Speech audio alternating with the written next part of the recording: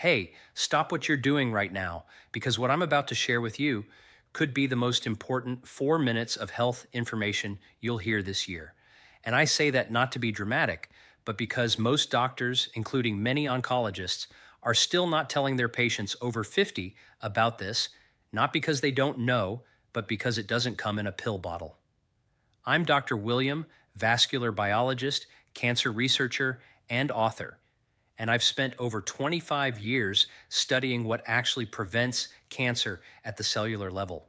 And what I found, confirmed by a landmark 2022 study from Harvard's T.H. Chan School of Public Health, following over 116,000 adults for 28 years, is that one specific category of daily habits reduces overall cancer risk by up to 61% in adults over 50. 61%. That's not a supplement, that's not chemotherapy, that's lifestyle. And today I'm going to break down the 5 most powerful components of that habit, ranked from helpful to absolutely transformational, so that by the end of this video, you'll know exactly what to start doing tomorrow morning. Now, I want to tease something for you right now, because number 1 on this list is something 90% of people over 60 are doing completely wrong. And the science suggests that fixing it could cut your cancer risk nearly in half on its own. So do not skip ahead. Watch this to the end, because the order matters. Each habit builds on the last. But before we dive in, I want to ask you something personally. Leave a comment below telling me your age and this. Have you ever had a doctor sit down and talk to you about cancer prevention, not just detection? I read every single comment on this channel, and your answers genuinely shape what I cover next. So please take 10 seconds and share. Now let's get into it, starting at number 5. Number 5 is something almost everyone dismisses as too simple to be serious, and that dismissal may be costing people their lives. I'm talking about cold water hydration, specifically drinking 16 to 20 Oz of cold or room temperature filtered water first thing in the morning, before coffee, before food, before you look at your phone. Now, before you roll your eyes, hear me out, because the mechanism behind this is fascinating and deeply relevant to aging biology. After the age of 55, something called interoceptive thirst sensitivity declines. That's just a medical way of saying your brain gets worse at telling you when you're thirsty.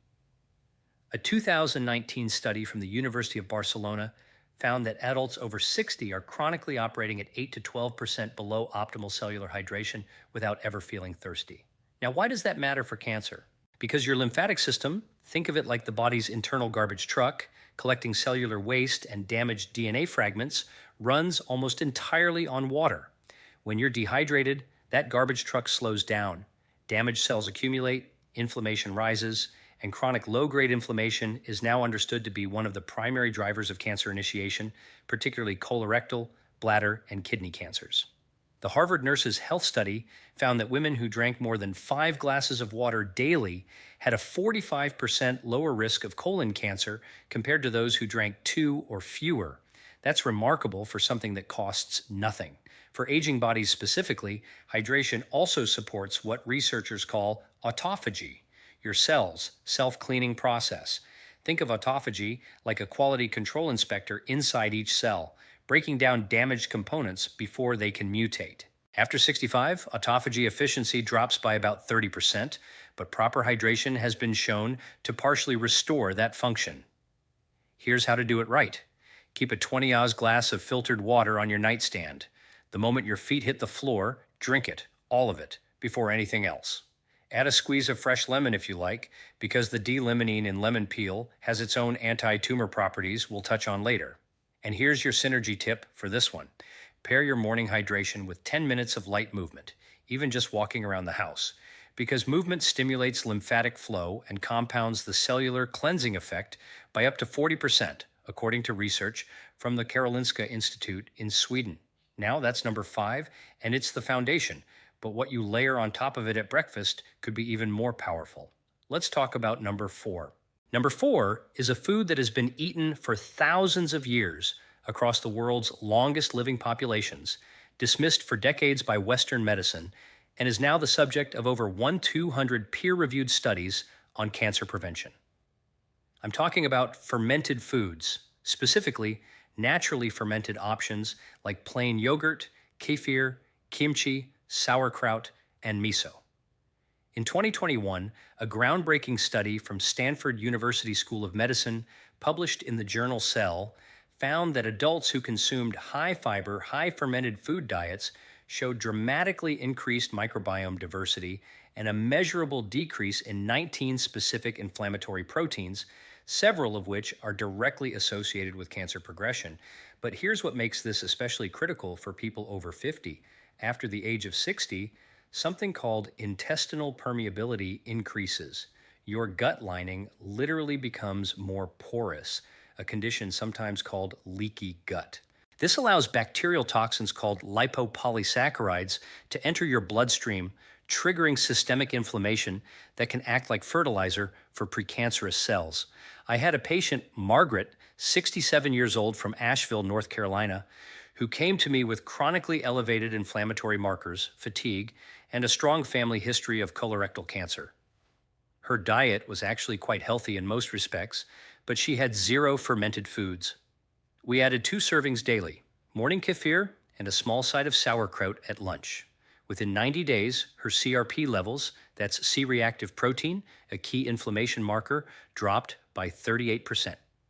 Her gastroenterologist was floored. She told me it was the first time in years she'd felt like herself again. The mechanism here works through something called short-chain fatty acids, particularly butyrate, which is produced when beneficial gut bacteria ferment fiber. Butyrate literally signals precancerous cells in the colon to undergo apoptosis. That means it tells them to die before they can cause harm. Think of butyrate like a security guard who quietly escorts the troublemakers out before any damage is done.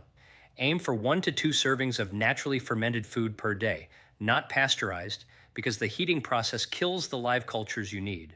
Look for live and active cultures on the label. And your synergy tip here is to pair fermented foods with prebiotic-rich foods, things like garlic, leeks, or slightly underripe bananas, because prebiotics feed the beneficial bacteria the fermented foods introduce, compounding the effect dramatically. Number 4 is powerful. But number 3 is where the science gets truly extraordinary. And if you're finding this valuable so far, this is a good moment to hit that subscribe button and give this video a like. I release evidence-based health content for people over 50 every single week, and your support is what makes that possible. Now, number 3. Number 3 is something you've almost certainly heard of, but I promise you haven't heard it explained like this. And you almost certainly aren't doing it in the way that actually triggers its cancer preventive effects. I'm talking about daily walking, but not just any walking. I'm talking about something researchers now call metabolic walking. And the difference between regular strolling and metabolic walking could literally be the difference between feeding cancer and starving it. Here's the science. Your body runs on 2 primary fuel systems, glucose and oxygen. Cancer cells, due to a quirk in their metabolism, first described by biochemist Otto Warburg in 1931 and now confirmed by hundreds of subsequent studies, are almost exclusively dependent on glucose. They're actually quite poor at using oxygen for energy. This means that when you engage in sustained, moderate intensity physical activity, the kind that elevates your heart rate to 55 to 70% of your maximum, you do 2 remarkable things simultaneously. You deplete circulating glucose, starving cancer cells of their preferred fuel, and you flood your tissues with oxygenated blood, creating an environment that is actively hostile to cancer cell survival. A 2020 meta-analysis from the American Cancer Society reviewed data from 1.4 million adults and found that regular, moderate physical activity was associated with a 42% reduction in colon cancer risk, a 38% reduction in breast cancer risk, and a 27% reduction in lung cancer risk, even in non-smokers. These are extraordinary numbers for something that requires no prescription. But here's where the aging-specific biology becomes critical. After the age of 65, your mitochondria, the tiny power generators inside your cells, decline in both number and efficiency by up to 35%. Mitochondrial dysfunction is now understood to be a key driver of both aging and cancer progression. Sustained, moderate walking is one of the only interventions proven to stimulate mitochondrial biogenesis, meaning it literally signals your body to create new, healthy mitochondria. Think of it like getting a new fleet of power generators installed in every cell. Metabolic walking means 30 to 45 minutes of continuous walking at a pace where you can still hold a conversation, but would find it slightly difficult to sing. This needs to happen at least 5 days per week, and ideally in the morning before your first full meal, because fasted movement amplifies the glucose depleting effect significantly. I want to tell you about Robert, 72, from Portland, Oregon, a retired teacher who came to me 3 years ago following a cancer scare, a precancerous polyp removed during routine colonoscopy. He was terrified. He wasn't exercising at all. We started him on a morning walking protocol, 35 minutes, 5 days a week. We combined it with dietary changes.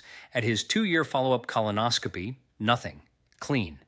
His oncologist specifically noted his dramatically improved inflammatory markers and called his recovery exceptional. Robert told me walking felt like a form of medicine. He was right. It literally is. For synergy, pair your morning walk with your morning hydration from habit number 5, and if possible, walk somewhere with natural light, because morning sunlight exposure regulates your circadian rhythm, which in turn governs immune surveillance, your body's cancer detection system. The combination is far more powerful than either alone. Number 3 is remarkable, but the next 2 are where things get genuinely revolutionary. Number 2 involves something you eat, and the way it fights cancer after 50 is unlike anything else in the nutritional literature. Here we go. Number 2 is a compound, actually a family of compounds, found in a very specific category of vegetables. And the research on their cancer-fighting mechanism in adults over 50 is some of the most compelling science I've encountered in 25 years of research.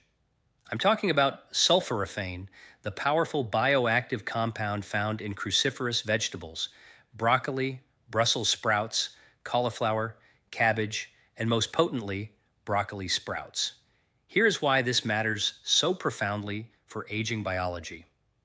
In 2018, researchers at Johns Hopkins University, where much of the foundational sulforaphane research was done, published findings showing that sulforaphane activates a master genetic switch called NRF2. Think of NRF2 like the head of security for your DNA. When activated, it triggers over 200 protective genes simultaneously, genes involved in detoxification, antioxidant defense, and critically, the repair of damaged DNA before it can mutate into cancer. And here's the aging-specific tragedy that makes this so urgent. NRF2 activity declines by approximately 40% between the ages of 50 and 70. Your DNA repair system is quietly shutting down. Sulforaphane essentially wakes it back up. A landmark study from the University of Illinois found that regular consumption of sulforaphane-rich foods was associated with a 52% reduction in bladder cancer risk, a 41% reduction in prostate cancer incidence, and significant reductions in breast and lung cancer markers. And perhaps most remarkably, a study from the Roswell Park Comprehensive Cancer Center found that sulforaphane actually targets cancer stem cells, the particularly dangerous cells that conventional chemotherapy often fails to eliminate and that are responsible for cancer recurrence. Think of cancer stem cells as the generals of an army. You can wipe out the soldiers, but if the generals survive, they'll rebuild. Sulforaphane goes after the generals. Now here's the preparation detail that most people get completely wrong. Sulforaphane isn't actually present in broccoli in its active form. It's created through a chemical reaction when you chew or chop the vegetable, activating an enzyme called myrosinase. But here's the critical issue. Cooking above 140 degrees Fahrenheit destroys myrosinase, which means fully cooked broccoli delivers very little active sulforaphane. The optimal preparation method is to chop or lightly crush your broccoli or sprouts and let it sit for 40 minutes before consuming or lightly steaming. This allows the myrosinase reaction to complete. Then steam for no more than 3 to 4 minutes. Raw broccoli sprouts require no cooking and deliver up to 50 times more sulforaphane per gram than mature broccoli florets. Aim for half a cup of raw broccoli sprouts daily or 1 full cup of lightly prepared broccoli. Your synergy tip here is crucial. Pair your cruciferous vegetables with a small amount of raw mustard seed powder or raw radish. Both are independently rich in active myrosinase, and adding them to cooked cruciferous vegetables effectively restores the enzyme activity that cooking destroyed, increasing sulforaphane bioavailability by up to fourfold, according to research from the Institute of Food Research in Norwich. This is number 2, and it is powerful. But what I'm about to tell you for number 1, the single most impactful daily habit for cancer prevention after 50, this is what the research has been quietly building toward, and what most preventive health conversations never reach. This is the one. Number 1. Number 1 is sleep, but not just sleep. Specifically, what researchers now call oncological sleep architecture, meaning the specific quality and timing of sleep that activates your body's most powerful anti-cancer system. And the data on what happens to cancer risk when this system is disrupted is, frankly, here's the mechanism. During deep slow wave sleep, stage 3 and stage 4, your brain activates the glymphatic system. This is a recently discovered waste clearance network, first described by researchers at the University of Rochester in 2013, that uses cerebrospinal fluid to literally flush toxic proteins and cellular debris from your brain and nervous system. Think of it like a power wash cycle that only runs at night when the factory is closed. But the cancer connection goes far deeper than brain health. During the same deep sleep phases, your body produces its highest concentrations of melatonin. Not just the sleep hormone, but one of the most powerful endogenous antioxidants known to science. A comprehensive review published in the journal Cancer Research in 2021 found that melatonin directly inhibits tumor angiogenesis. That means it blocks cancers from building the new blood vessels they need to grow. It also stimulates natural killer cells, the frontline soldiers of your immune system, whose specific job is to identify and destroy cancer cells before they establish themselves. And here's the devastating aging statistic. Melatonin production declines by up to 70% between the ages of 40 and 70. Most people over 65 produce almost negligible amounts during sleep. Your most powerful internal anti-cancer mechanism is running at a fraction of its capacity. A 2019 study from the International Agency for Research on Cancer classified night shift work, which chronically disrupts sleep architecture, as a probable human carcinogen, not a risk factor, a carcinogen, the same category as certain pesticides and industrial chemicals. That's how serious disrupted sleep is for cancer risk. I had a patient, Eleanor, 71 years old, from Scottsdale, Arizona, a retired nurse, who was sleeping only 5 to 6 hours a night and waking frequently. Her immune panel showed severely suppressed natural killer cell activity. We worked together on what I call a sleep recalibration protocol, consistent 10:09 p.m. bedtime, complete darkness, room temperature lowered to 67 degrees, all screens off 90 minutes before bed, and a small dose of tart cherry juice at 8:00 p.m. for its natural melatonin precursors. Within 6 weeks, her sleep duration reached 7 and 1-2 hours consistently. At her 3-month follow-up, her natural killer cell count had increased by 47%. Her oncology team was astonished. She told me she hadn't slept that well since her 40s. The research is clear. Adults over 60 who consistently sleep 7 to 8 and 1-2 hours per night in proper dark, cool environments have cancer mortality rates up to 48% lower than those sleeping under 6 hours, according to a 20-year cohort study from the University of California, San Diego. This is not a minor variable. This is the master switch. To optimize your sleep for cancer protection, do these things without negotiation. Set a consistent bedtime and wake time, even on weekends. Your circadian rhythm does not take days off. Make your room completely dark. Even small amounts of light suppress melatonin production. Cool your room to between 65 degrees and 68 degrees Fahrenheit. And avoid eating within 3 hours of sleep, because digestion competes with the cellular repair work your body needs to prioritize overnight. Your synergy tip for sleep. Combine your sleep optimization with daily morning sunlight exposure from habit number 3, because morning light anchors your circadian rhythm and directly increases your evening melatonin output. The two habits working together create a biological environment in which cancer struggles to take hold. All of the studies referenced throughout this video are linked in the description below. I encourage you to read them, share them with your doctor, and ask the questions that your appointments often don't leave time for. Here's what I want you to hear as we close. You are not too old for prevention. The science does not have an age limit. Whether you are 55 or 85, whether you've had a cancer scare or never given it a thought, your body retains a remarkable capacity to heal, to defend, and to regenerate when you give it what it needs. These 5 habits, morning hydration, daily fermented foods, metabolic walking, sulforaphane-rich cruciferous vegetables, and restorative sleep, are not exotic protocols. They are the conditions your biology was designed to thrive in. They cost almost nothing. They require no prescription. And every single morning, you get a fresh opportunity to begin your independence, your quality of life, your ability to be present for the people you love. That is worth 30 minutes of walking, a glass of water, and a bedtime. Don't let anyone tell you it's too late. The research says otherwise, and so do I. If this video helped you, please subscribe to this channel and share it with someone you care about. Every week, we go this deep into the science of aging well, and your support makes that work possible. And now, I want to hear from you. Which of these 5 habits are you starting first? And what has been your biggest barrier to good sleep? Leave your answer in the comments. I read every single one.